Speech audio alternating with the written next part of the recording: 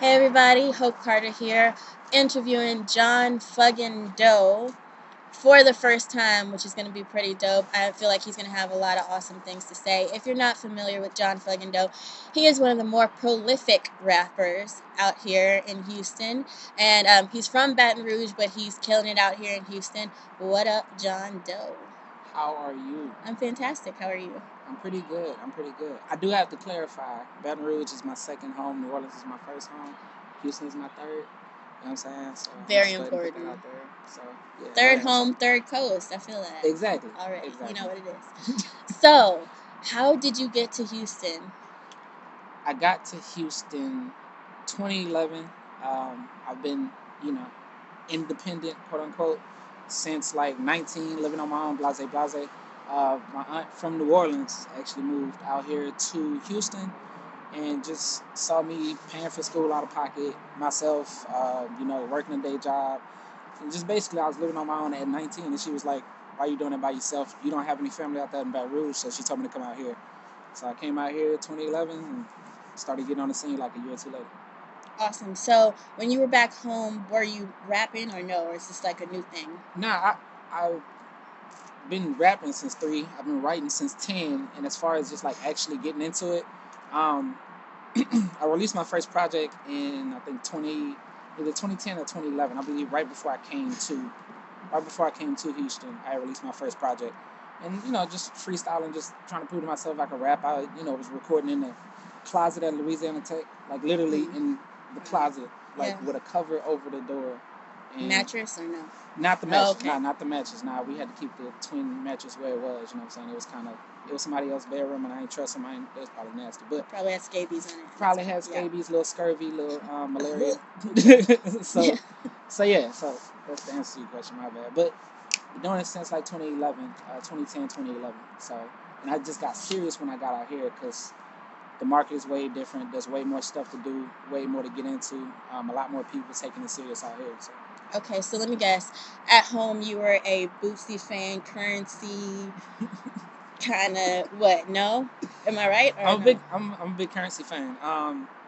Boosie, not as much. I didn't get into him as much when I was younger. So I mean, Hot Boys, the typical stuff. You know what I'm saying? Little Soldier Slim, Hot Boys, and people from around the local area. But growing up, my cousins, uncles, they were always listening to East Coast music.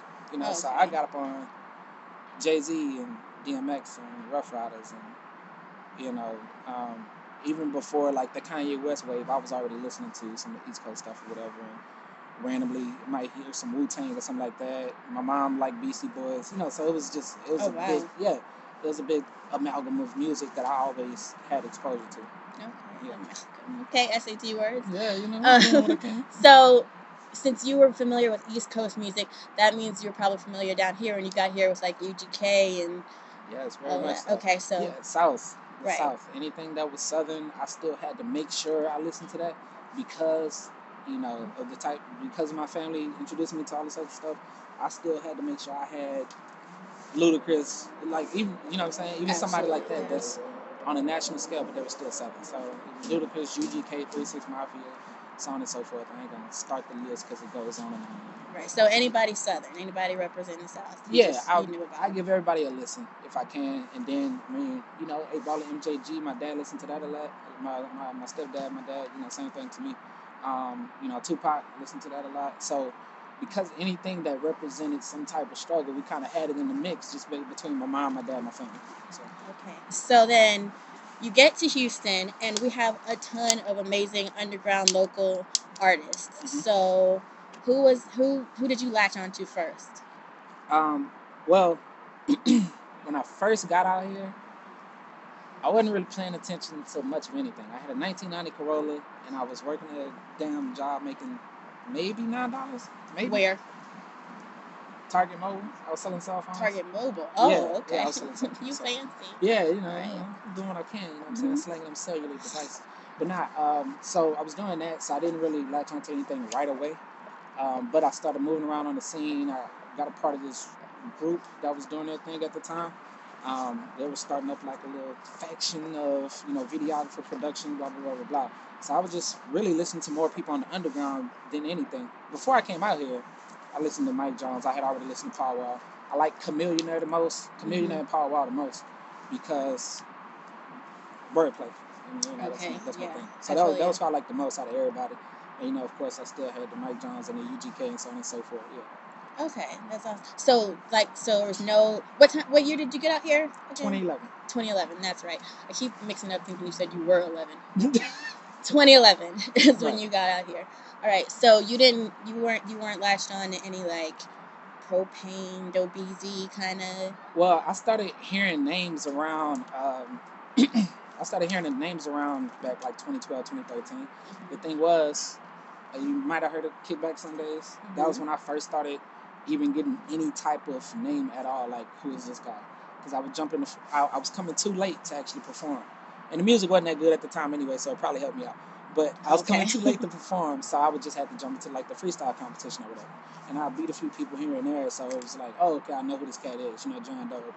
That was before I put Fuggin on there, so it was just John Doe. And Dobies was making his rounds and Kickback. Um, you know, another Doe. So I'm paying attention to that. Just and anytime I see somebody, yeah, Who is that? because I gotta see what the other Does are doing. You know what I'm saying? Yeah. But anytime I see somebody making progress or having any type of traction in what they're doing, I don't get envious or anything like that. I get inspired. I get motivated. So I start paying attention and start watching him. And what he was doing, he was, they had him performing, they had him rapping, they had him, he was dropping music. He would, in any place that I was moving around, I see him there too, rapping and shit. Still, still hungry. So that was one of the first people that I saw that actually was just like humble and still like actually putting work in. And then I've been hearing hearing other names throughout the years. Um, City, Marcus Manchild. Um, I'm saying City from New Orleans. That was the reason why I heard of him first, because I wanted to see what they was doing. You know what I'm saying? So I'm just trying to. And then of course I came up and kicked back with some people, got cool with them, made music with them, still cool with them. Hot Peas, Retro, Too Raw. You know what I'm saying? Those are like actual homies of mine. So nice. yeah, they're in Big Fats shit. Yeah. Yeah, I just heard y'all's latest joint, which is dope. Yeah. But back to you were saying two things I wanted to touch on. First, you were saying you would come too late to rap, and so you would do the freestyle. Freestyle is a big deal in Houston. Yeah. If you came freestyle, what are you doing? So so you came here and you gained a little notoriety off of freestyle, and that's a big deal here in Houston. Were y'all doing that back home, or? I was the dude that I freestyled in a skate ring. You know what I'm saying? Okay, so just like literally, you know what I'm saying? Like y'all skating and shit, but step over to the side real quick. You know what I mean? So like for me, it was just I just like doing it. You know what I mean? And I was like 12 doing it. You know what I'm saying? So for me, it was just sparring. I just wanted to.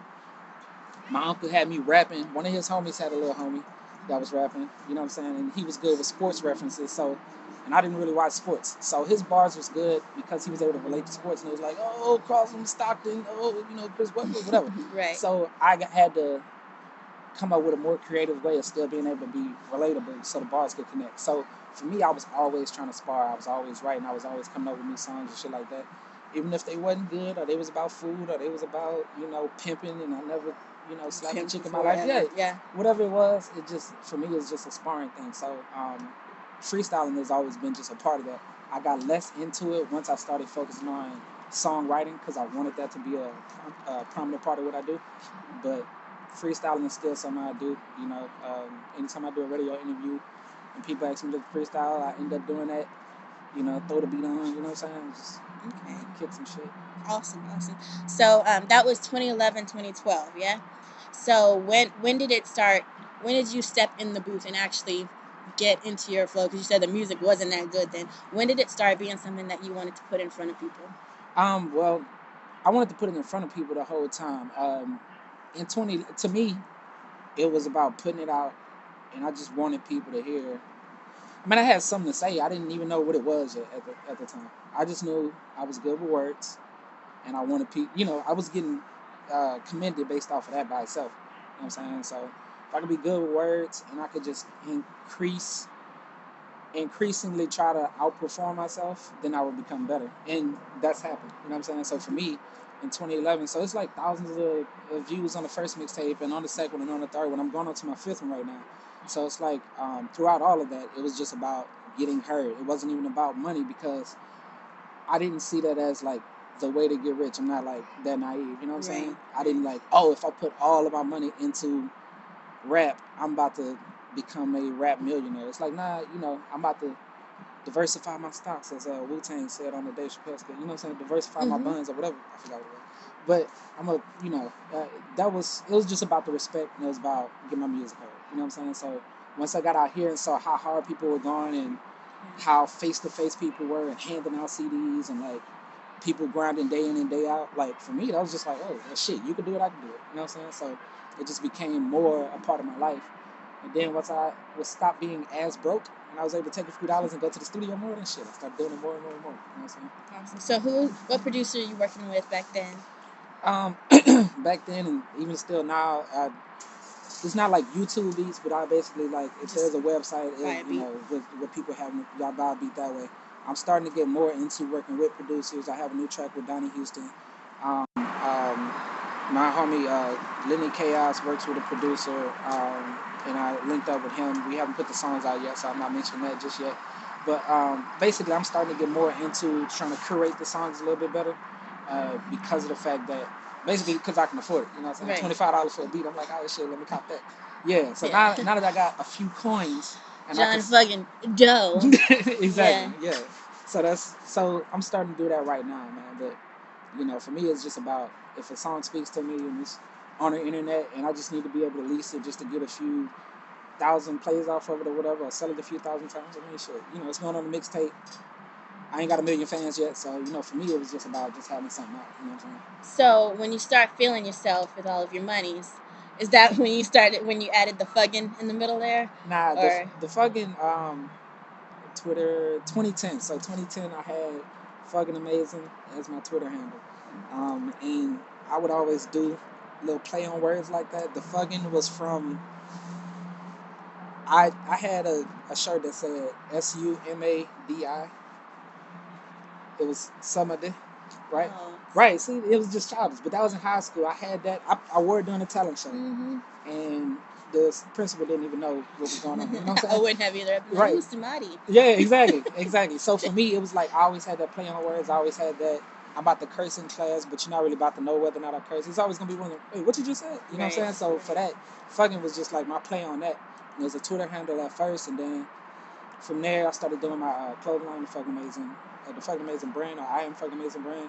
And then from there, Fuggin was there. It was here and it was there, and I saw that there was other John Does out there. So I felt like that was the perfect way to just like put that into the branding that I was already doing. So it was always okay. And your real first name is John? Not at all. Look at this. This is everybody exclusive. His name ain't even John, y'all. Nobody half the people don't even know my. So what is your real name? That's gonna be an interview question that we don't ask. Now I'm playing. Trayvon. Trayvon. Oh, deep. Yeah, right. Awesome. What's your last name? Spelled different. Wilson. Trayvon Wilson. Just a regular last name. That don't sound like a rapper. I guess any name can sound like a rapper. You just put it out there, right? Absolutely. Yeah. But I do dig John Fuggin Dough. I think that's dope, and especially with your clothing brand, which is also very nice. Thank you. So that's how you got started with rap. What do you think is the song that put you on? That now blogs want to write about me. Now I'm getting listens on Spotify or what was hot back then? Pandora, yeah. Shit, I ain't get on Pandora until late. So okay. That SoundCloud. What was I on that first? Reverb Nation. Okay. Reverb Nation was my first little. Oh, okay. I see that people paying attention. I had a song called Naked, inspired by a true story. Okay. But it was less of a shallow song and more of a like deep song that had a meaning behind it. It was talking about seeing a female naked, as far as without inhibition, I'm able to see a vulnerable side, that type of thing. You know what I'm saying? And the video was kind of cool. I had a little chick up in there, lingerie, semi see-through nipple piercings and shit. We was doing all types of little cool shit. So it looked kind of cool. Yeah, you know what I'm saying? So it looked cool. You know what I mean? Yeah. It just allowed people to see a different side. Oh, okay, he don't just be rapping. He actually got a little something to say. And that was, the video to that day that I got the most views, outside of like my very first song. Okay. So for that song was the one I saw a lot of people organically sharing it on Facebook and, just like, oh, this is dope, you need to check it out. And instead of just like, cousin, little brother, homie, ex-girlfriend, that was trying to still being good with me, so she trying to send, no, it actually started being like random people that I don't even know sharing this shit. And that's was the one that I feel like showed artistry versus just lyricism. Okay. Awesome. So naked. Naked. So what is the first piece that you ever had written about? The first project or song that somebody ever wrote about? Huh. And do you remember who wrote about it? What? Okay. First project that somebody ever wrote about. So, Artist Block Entertainment, based out of New York. Oh wow. I'm cool with Crescent. I got cool with her just based off of me putting out music and her, like, literally, like, looking for artists. And I ended up getting cool with her. Ended up on her publication a few different times. But yeah, that was probably like first mixtape. And what year? When was that? 2011. 11? 2011. Yeah. So back in 20, and her and I are still cool. So like back in 2011, she's writing about some of my first songs that hardly have any real song structure, just rapping and shit, and just saying some little cool stuff, some little witty stuff, and she caught on to it then. And then from there, it's been little small stuff. And then once I started getting more into music business and branding and blah blah blah, then it became more about, okay, let me make sure that people hear it outside of just people that I'm cool with. Because for me, it was just like, I don't care if one random person in Wisconsin just listens to it, that's fine. But nah, after that, it's like, okay, now we need to make sure that people listen to it, people sharing it with their friends. I have something to deliver to people. I have a message, so on and so forth. So it became more about elevating the brand versus just having one random person listen to it, which to me is real important still. If everybody knows me on the, if it was like a currency thing where it's like known on the underground, don't ever break in the mainstream. To me, a consistent audience, if 1,000 people consistently listen to my music every single time I drop something, you can make a career out of that. You know what I mean? Absolutely. So like for currency me, has.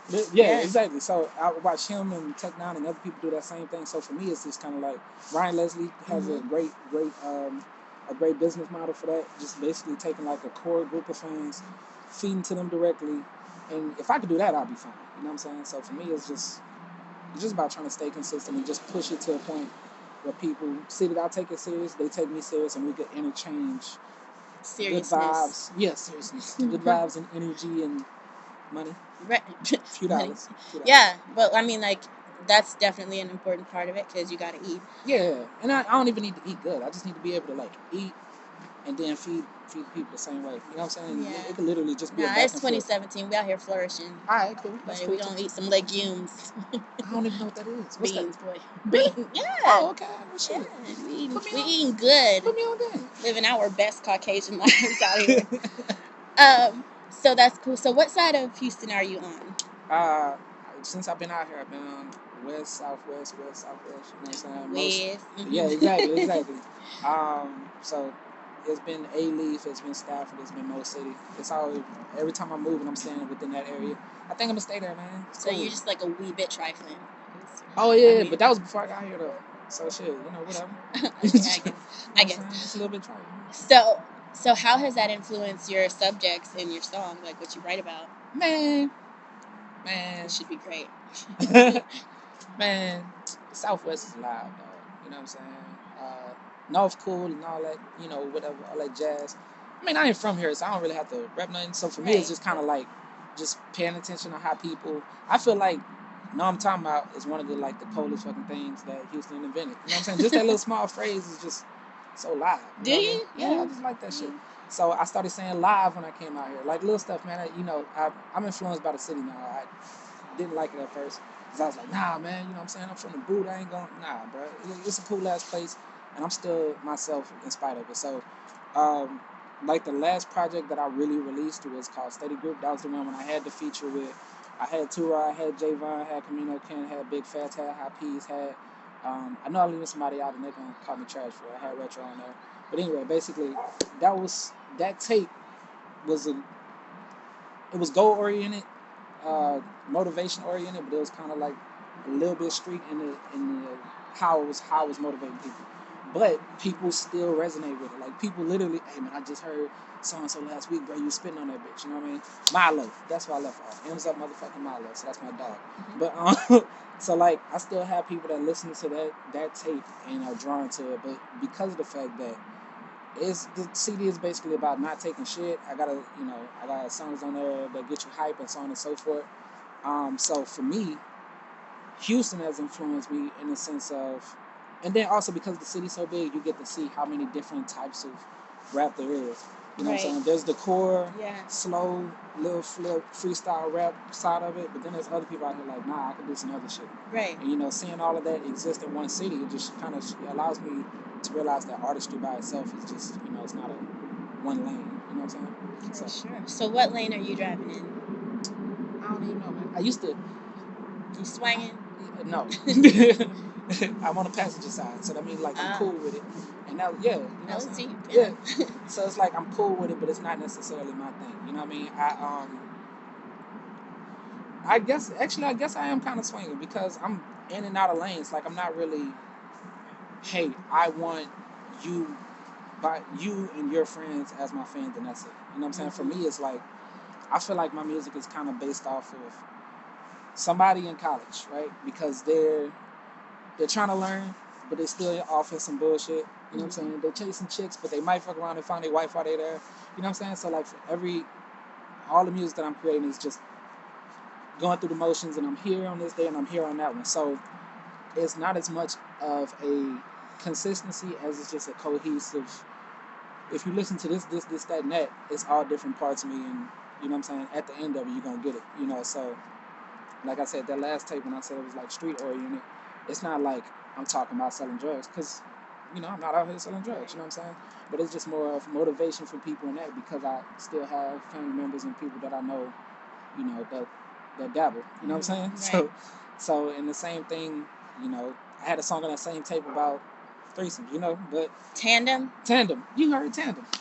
Y'all, let me tell you about Tandem. Man, Tandem was a good He's song. so doggone nasty, but that beat was dope. so the beat was dope, and man, hey, see, so like, I have females bring up Tandem to me. Yeah. Not saying how or whatever, that don't really. But the point is, there's a time and a place for everything, right. And I feel like by the end of the process, by the end of whatever I'm doing with music, I'm going to be able to fit into like every time and place. So, how important do you think it is to stick to what you actually know about in your songs? Well, as opposed to, like you said, like your friends and family, so you'll put that in there. It's not necessarily you, but you do know about it. Oh, well, yeah. I mean, you have to speak to yourself and your surroundings and whatever your truths are and whatever you can consistently talk about it. To me, I try not to put anything in a song that I couldn't speak to. Like if you said, hey, on your second mixtape you had this song, it was about this, and you said this. Why did you say that? Most likely I have an answer for you. You know what I'm saying? Even if it's just like a bar because it was kind of tight or it was kind of dope or whatever, and it don't necessarily apply. I might be single rapping about, yeah, my girl my girl fire or whatever. Or I might be in a relationship talking about, oh yeah, knocking down whatever, right? Mm-hmm. But at the same time, it's not that it's not a truth to me. It's just that, it's still a truth to me in some aspect, to the point where it's coming from a true place. It's inspired by me. It's inspired by what I'm seeing. It's inspired by what I'm doing, what I have done. So for me, it's really important, man. Authenticity. You are the only you, and so on and so forth for every single person that's watching this or that's going to watch it, or that is even within earshot of this shit. Random white people, dog. You know what I'm saying? They only them can be them. You dig? So like, if somebody There's else, a place for it. So exactly, and there's somebody that'll like whatever you're doing. You know what I mean? So for me, if you're not being authentic to yourself in your music or your artistry or just in your conversation, you're wasting the gift that is you. You know what I'm saying? Like if you do it from a religious standpoint and you say, I was made, that type of thing. Okay, cool. Well, you were made up exactly as you are, with whatever stretch marks or fucking, baggy eyes. You know what I'm saying? Whatever it is, you were made like that. Somebody gonna like the shit. So right. Just go out there and thug it out. All right. So what are we looking at in the future for John Fuggin Dough? What are you thugging out in the future? Whole lot of shit. Nah, that's where I answer that. But First off, I'm getting into this Bitcoin. You dig? You know what I'm saying? I'm about to go out here and invest this motherfucking money. You know what I'm saying? I'm about to get into this motherfucking real estate. You understand me? Like personally, nah. But seriously, I'm investing and trying to get my business straight. You dig on some other shit. But as far as music is Right, concerned, Malcolm. yeah. But as far as music is concerned, I've been performing the song Tubbins since like the beginning of 2017, the end of 2016, and 2018 is finally about to come out. Right? I done like one shows with it, and flown out to Atlanta and performed it, and had it featured on mixtapes, and B.O.B. managers rocking out to the shit and all types of little cool shit. The song ain't even out yet, so for me, that's about to be a big push of mine. I got some promo tracks that's about to come out before that. The clothing line is about to come out back in full force. I got like 3 new designs that's super dope on that, and you know this PR campaign, however it gets put together, whoever I need to get involved in it, that's about to be nasty. And I've been taking it serious, and people gonna see, because I feel like right now I'm on the threshold of another level, and I just don't know how to get there necessarily. You know what I'm saying? Mm-hmm. But it's not gonna be for lack of trying. Everything that I got, I'm about to throw that shit out there, and you know what I'm saying? We just gonna, and it's good. The music is better than it's ever been. So for me, it's like no way to not at least increase traction, increase momentum, and you know what I'm saying, see some other stuff that I didn't see in 2017. You know. Sounds awesome. Thank you, John Fuggin Dough, for the interview. It's been a pleasure and an honor to interview out here, even though it's cold AF. Hope Carter, right with Day in a Dream, Up Rocks, HopeCarter.com. You can check it out. It's all over there. So it's Day in a Dream, Up Rocks, Hive Society, and myself. That's expectationofgood.com. All kinds of inspirational, amazing things.